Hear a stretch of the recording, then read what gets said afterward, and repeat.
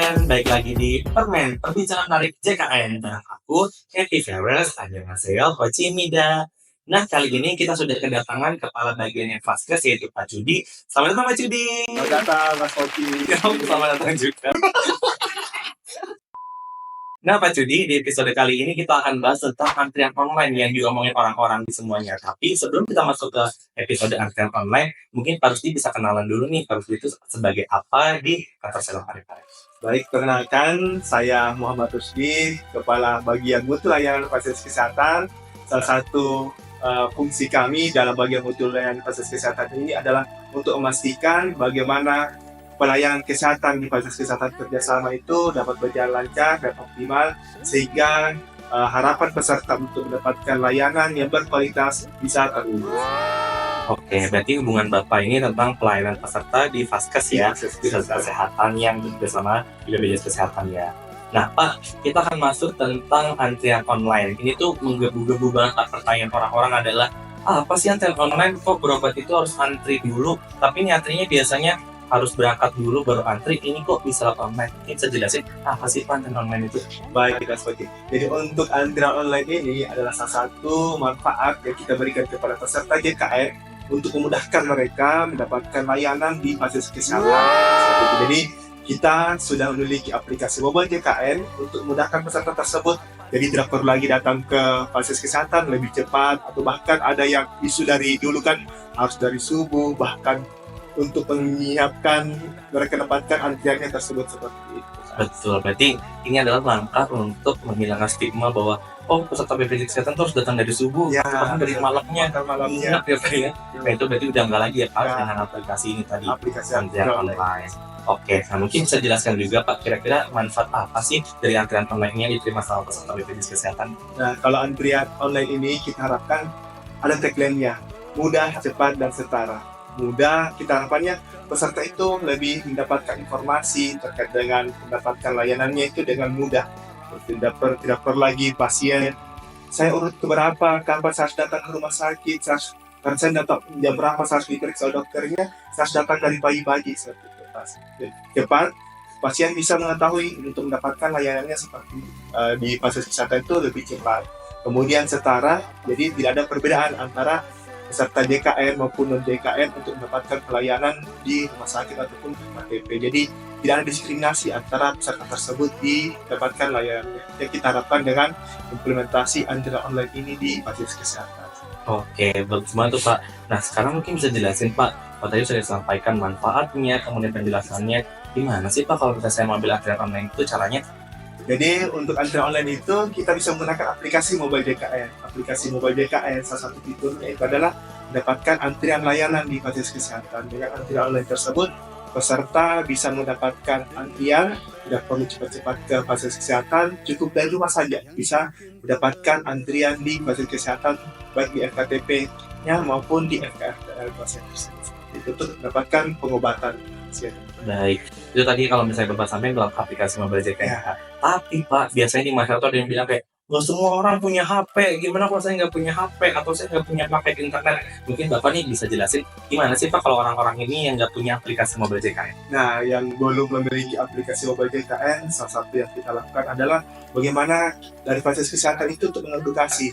Baik, karena kan pemanfaatan antrian online ini bukan hanya untuk dari BPJS Kesehatan saja, tapi dari fasilitas kesehatan pun berperan penting bagaimana caranya untuk mengedukasi pasien tersebut seperti itu. Jadi biasanya dari fasilitas kesehatan sudah mohon untuk warga atau pendampingnya itu bisa membantu kalau misal pasien yang mungkin sudah orang tua atau mungkin agak gaptek untuk menggunakan HP seperti itu, yang kita harapannya ada keluarganya atau rekan tetangganya atau seperti apa yang bisa membantu dalam menggunakan mobile JKN tersebut, sehingga pasien tersebut bisa tetap menggunakan manfaat dari mobile JKN tersebut, salah satu yang terkait dengan antrian itu. Baik, tetap pakai aplikasi mobile JKN. Tapi benar juga sih Pak, untuk sekarang tuh kayaknya udah jarang ya orang yang nggak punya handphone. Dan mungkin orang berobat juga jarang yang sendirian juga, kayaknya udah terlalu fase dewasa sekali kalau apa-apa sampai sendiri. Tapi tetap ada keluarga yang mendampingi ya, kayak contoh yang lansia yang nggak punya handphone bisa dibantu keluarganya, karena nggak perlu lewat aplikasi si pesertanya sendiri, tapi bisa si handphone si keluarga. Ya, handphone keluarga. Oke. Nah Pak, kalau misalnya nih tadi udah jelaskan itu, Jadi kapan sih saya harus ambil antriannya itu supaya saya bisa nggak perlu ngantri lagi, antrian online itu diambil melalui mobil JKN itu sejak kapan?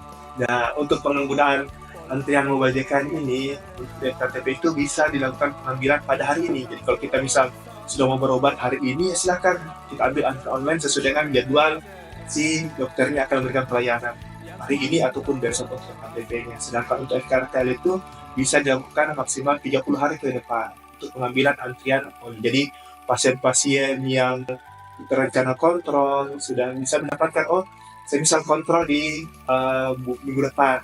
Hari ini saya sudah bisa mengambil antrian untuk mendapatkan jadwal kontrol di depan seperti itu. Jadi pasien tidak perlu khawatir lagi.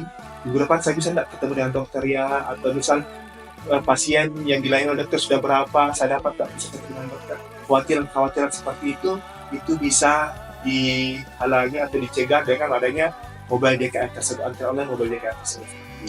Iya, menarik sih Pak.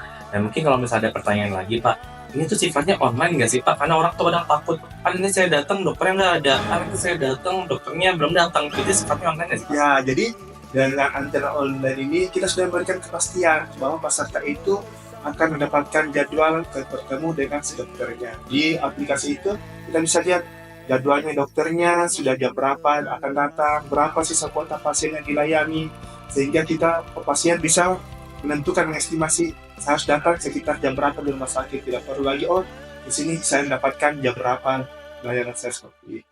Itu kalau misalnya pesertanya masih, wah di lainnya masih 50 lagi ya tidur-tiduran dulu aja ya Pak. Nah, Terus sepeda-sepedahan, nyuci piring, nyuci baju. Nanti kalau sisa tinggal 2 baru berangkat ya Pak. ya, Supaya itu kan tidak rame juga ya Pak di rumah sakit. Ya, itu kan salah satunya mengurangi waktu penumpukan pasien di rumah sakit, dan otomatis juga mengurangi waktu antrian si pasien tersebut di rumah sakit kalau bisa mengatur jadwal kedatangannya di fasilitas kesehatan.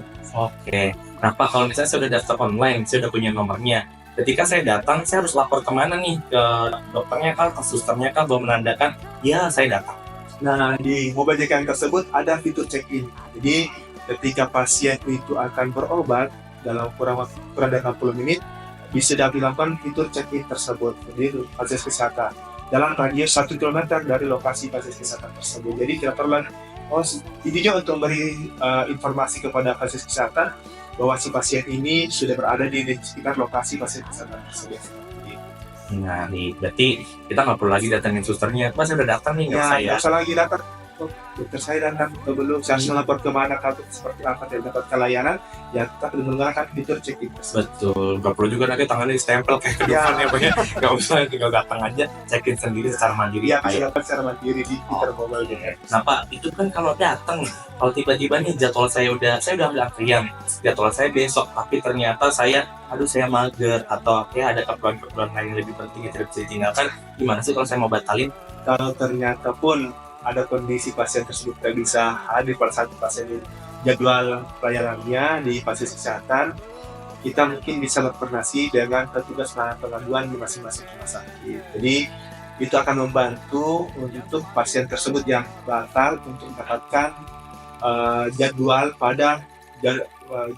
kontrol pada periode berikutnya, seperti pada hari berikutnya. Jadi harapannya jangan sampai mereka tidak bisa mendapatkan nomor antrian karena sudah terlewat. Ya silakan menggunakan koordinasi dengan petugas dan pengaduan di masing-masing fasilitas kesehatan untuk mendapatkan bagaimana jadwal pada periode berikutnya seperti itu. Tapi kami harapannya kondisi ini ya jangan, bisa tadi disampaikan mager ya, karena kondisi itu jangan terulang seperti. Jadi memang ada kondisi-kondisi tertentu memang yang pasien itu tidak bisa hadir di fasilitas kesehatan, bukan karena saya sudah sabaikan, kalau sudah ada jadwal kontrol silakan untuk datang sesuai dengan jadwal kontrol pasien tersebut, atau pasien merasa belum apa-apa deh nanti saya gunakan saja fitur itu untuk datang lagi ke rumah sakit, bisa kok diubah-ubah. Ya kita harapannya sih fitur ini jarang digunakan supaya kesinambungan dari pelayanan pasien tersebut di fasilitas kesehatan itu tetap berkesinambungan, tetap berlanjut, jangan sampai ada mungkin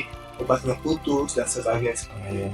Penting banget ya Pak, jadi bilangin lah kalau mager-mager, tapi kalau memang penting Ya, ada silakan. Tapi itu tadi baik lagi mengatur bahwa sistem ini supaya berjalan dengan baik ya Pak ya, kita juga mengatur environment-nya, tidak hanya dari diri kita sendiri, tapi berpengaruh terhadap pada layanan-layanan yang terjadi di Vaskes juga ya Pak ya. Nah Pak, kalau misalnya terjadi kendala nih, bisa nggak sih tanya sama petugas, ada nggak sih orang BPJS Kesehatan yang ada di rumah sakit?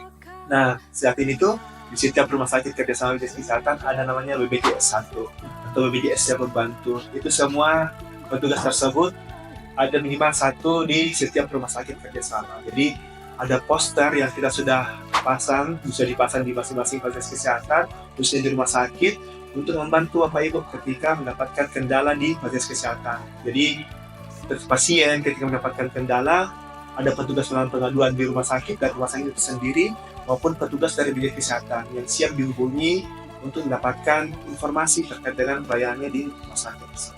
Mantap banget. Jadi sebelum datang sudah terjamin, datang aja masih ada yang bantu kalau ada kendala ya kayak aman deh. Memudahkan peserta tersebut mendapatkan layanan di BPJS Kesehatan. Oke, jadi tadi sampaikan Pak Cudi bahwa jadi mudah untuk jadi peserta BPJS Kesehatan ya Pak ya.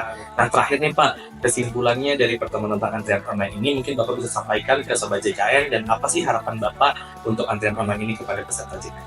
Jadi dengan antrian online ini kita harapkan pelayanan BPJS Kesehatan mudah, cepat, setara itu bisa terwujud.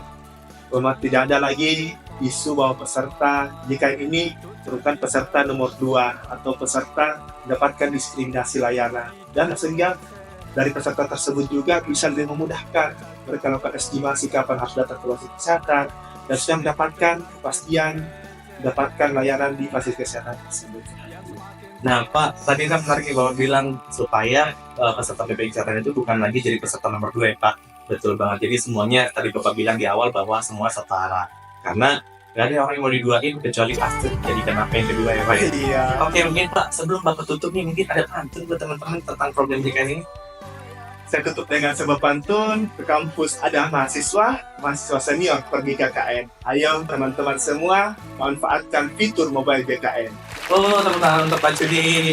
Terima kasih Pak Cudi sudah hadir di episode kali ini. Nanti kita bisa ketemu dan ngobrol-ngobrol lagi ya Kak ya. Dan kalau misalnya teman-teman ada pertanyaan, bisa tanya melalui kolom komentar atau bisa kunjungi sosial media yang kita punya. Selamat bertugas kembali Pak Cudi. Terima kasih. Sampai jumpa.